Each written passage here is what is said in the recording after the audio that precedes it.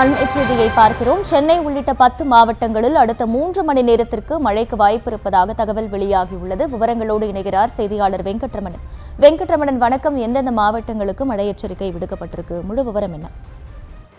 வணக்கம். சென்னைக்கு கிழக்கு தென்கிழக்கே மோர்தா புயல் என்பது சென்னையிலிருந்து 560 கிலோமீட்டர்ல தற்போது மையம் கொண்டிருக்கக்கூடிய நிலையில சென்னை உள்ளிட்ட 10 மாவட்டங்கள்ல மதியம் 1 மணி வரை மழை தொடரும் என சென்னை வானிலை ஆய்வு மையம் தெரிவித்திருக்கிறது.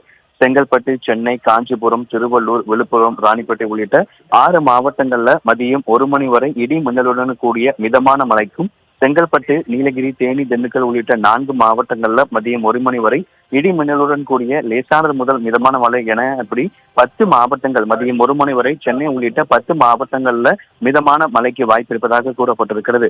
நேரம் அதாவது இன்று காலை நிலவரப்படி 12 கிலோமீட்டர் வேகத்துல இந்த மோர்தா புயல் தென்கிழக்கு வங்கக்கடல் பகுதியில மோர்தா புயல் நகர்ந்து வருகிறது. அது மட்டும் இல்லாமல் குறிப்பாக சென்னைக்கு கிழக்கு தென்கிழக்கு திசையிலிருந்து 590 கிலோமீட்டர் தொலைவில் இந்த மோர்தா புயல் நிலை கொண்டிருப்பதன் காரணமாகவும் நாளை தீவிர புயலாக வலுப்பெற்று நாளை மாலை ஆந்திர பிரதேசத்தில் கரையை கடக்கும் என கூறப்பட்டிருக்கிறது.